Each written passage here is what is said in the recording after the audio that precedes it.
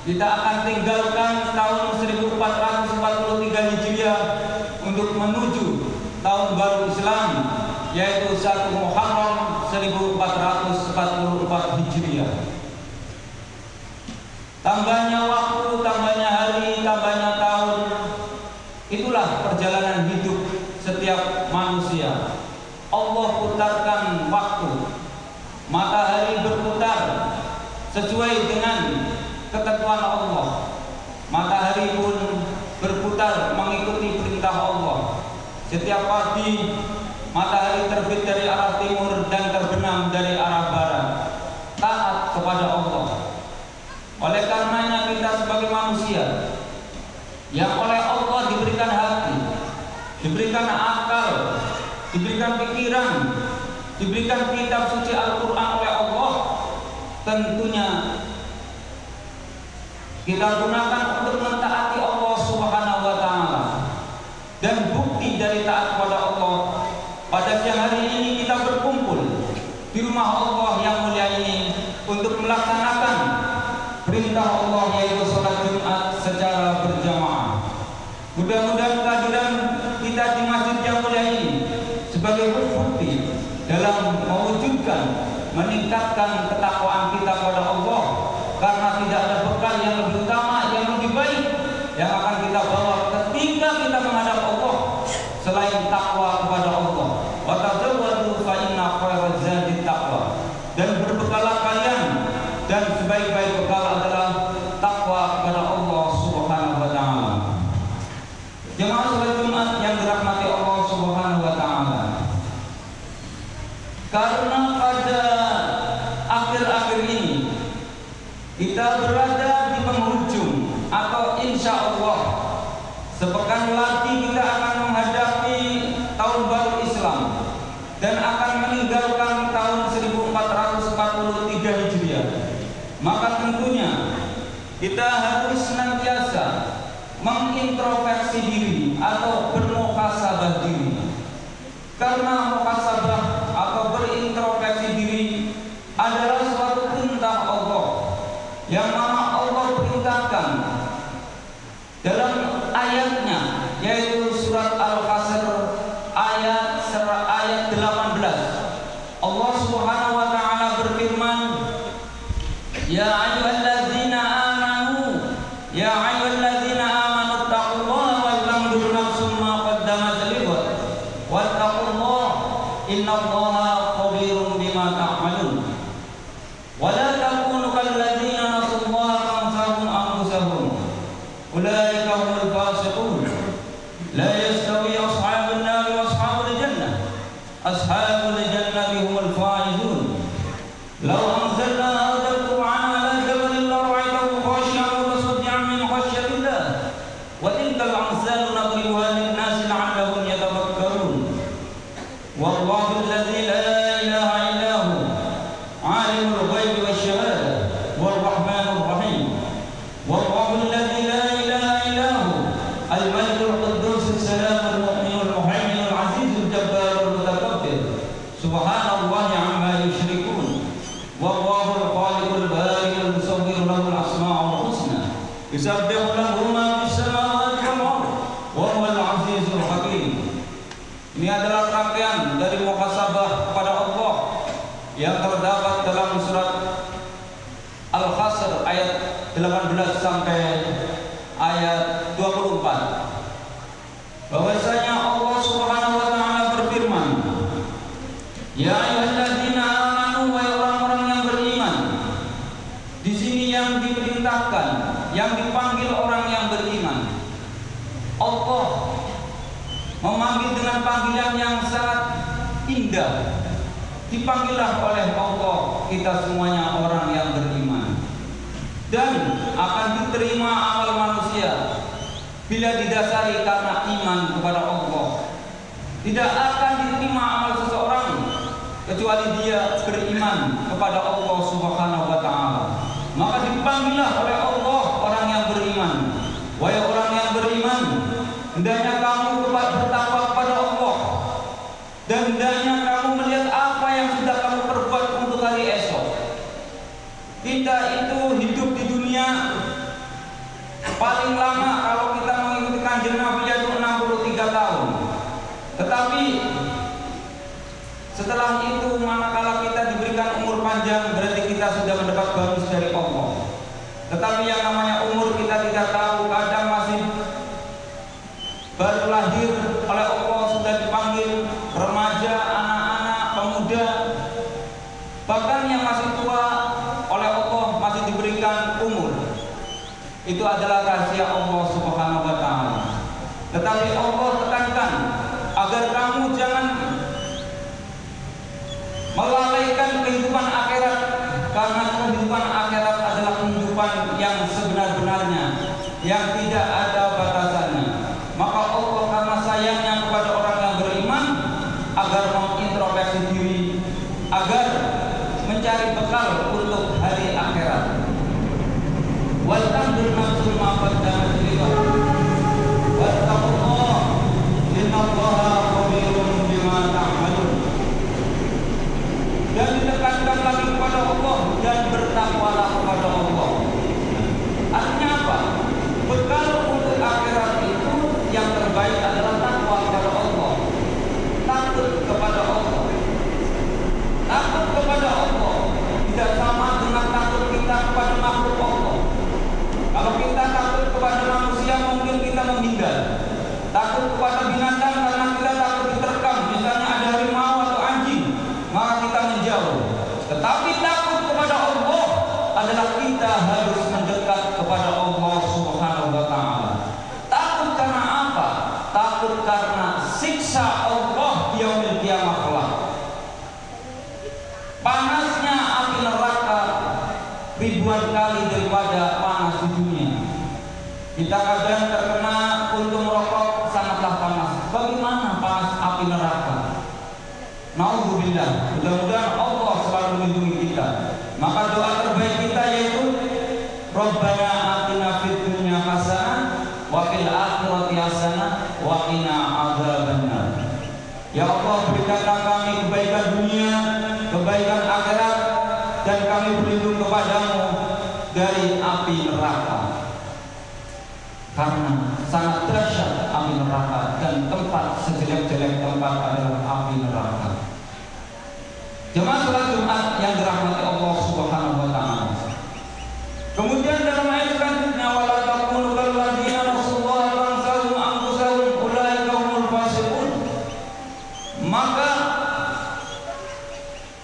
barang siapa yang melupakan Allah, artinya tidak melaksanakan perintah Allah, tidak melaksanakan ketaatan kepada Allah, maka pada dasarnya dia telah melupakan dirinya sendiri. Artinya apa? Dia tidak ingin keselamatan untuk dirinya sendiri.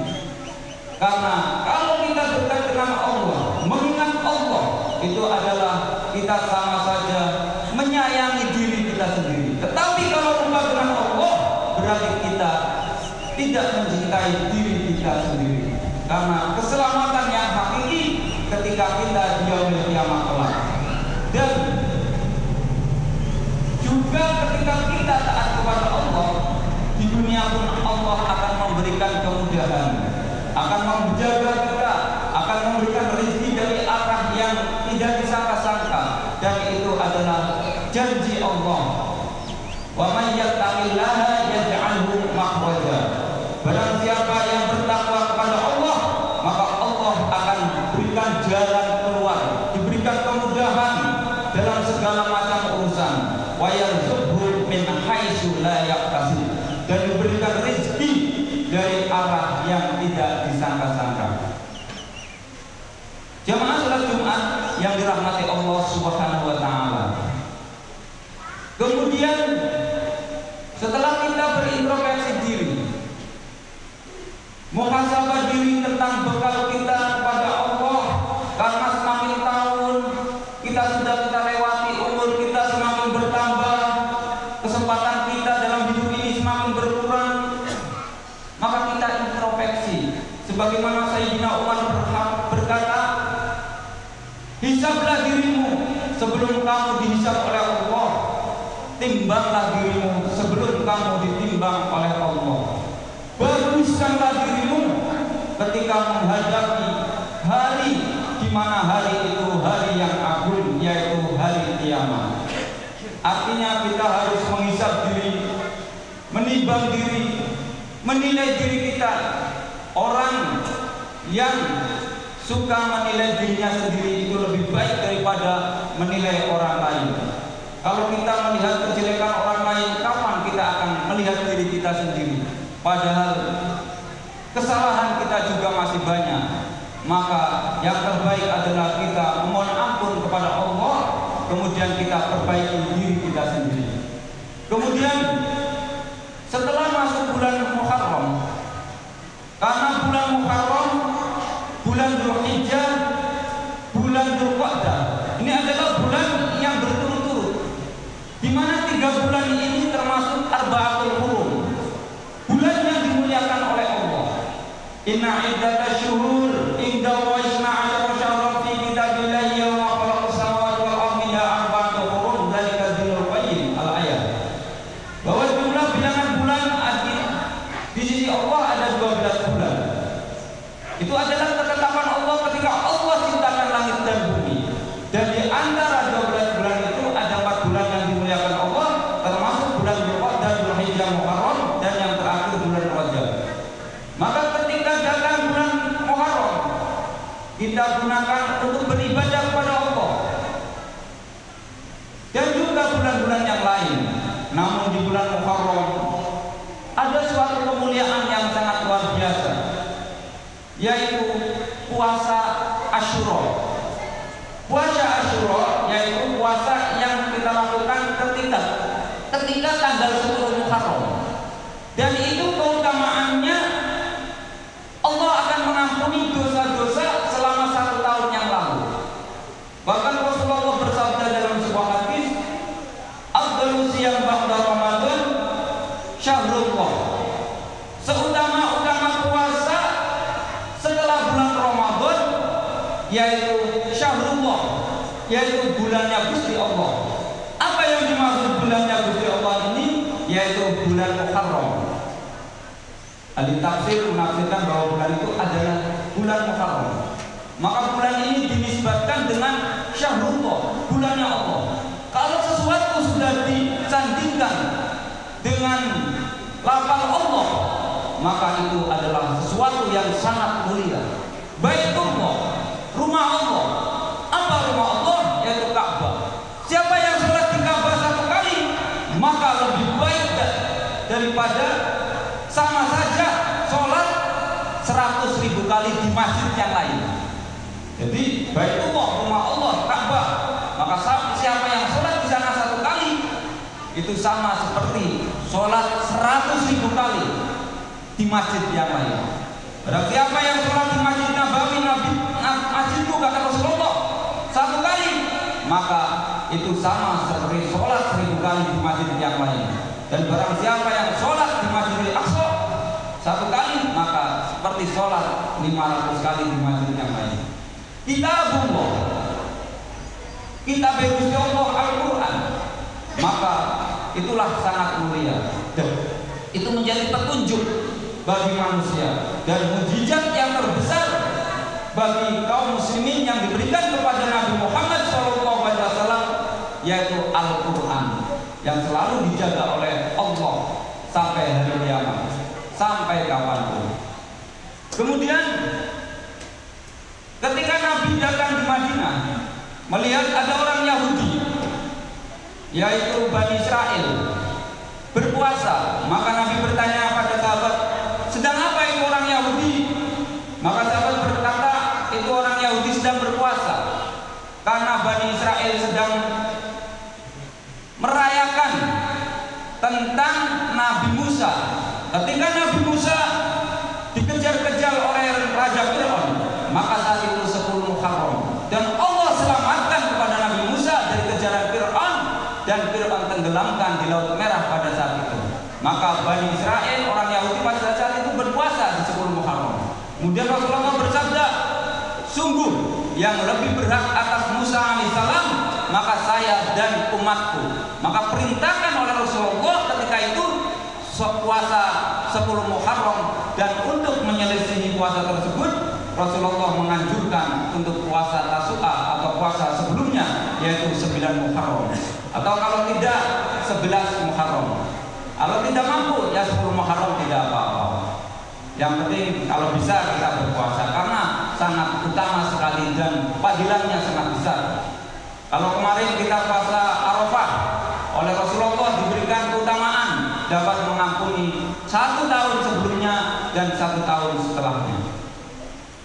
Jemaah sholat Jumat yang dirahmati Allah, peristiwa-peristiwa besar di 10 Muharram seperti Nabi Musa diselamatkan dari kejaran Raja Fir'aun, Nabi Adam diciptakan pertama kali di dalam surga Allah Subhanahu wa taala, yaitu pada tanggal 10 Muharram. Ketika Nabi Adam memakan buah kulti karena bujuk rayu setan iblis, maka Allah terima tobatnya pada tanggal 10 Muharram dengan tobat yang sangat terkenal yang kita baca dalam doa kita, Rabbana dzalamna anfusana wa illam taghfir lana wa tarhamna lanakunanna minal khasirin. Ini adalah istighfarnya Nabi Adam alaihissalam.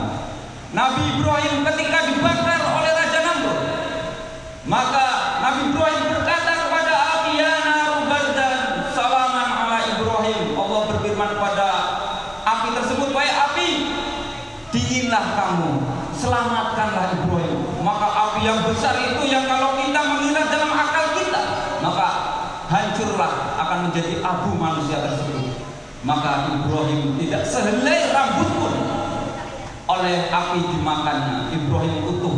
Kemudian Nabi Ibrahim akhirnya diusir oleh Raja Namrud dari suatu tempat yaitu Babilonia, kemudian pergi menuju negeri Syam, dan saat itu kemudian Nabi Ibrahim berada di negeri Palestina dan kemudian bersama Siti Saroh, dan Nabi Ibrahim akhirnya menikah kembali dengan Siti Hajar dan diberi karunia anak yaitu Nabi Ismail, dan juga dari Siti Saroh diberikan karunia putra yaitu Nabi Ishak alaihissalam.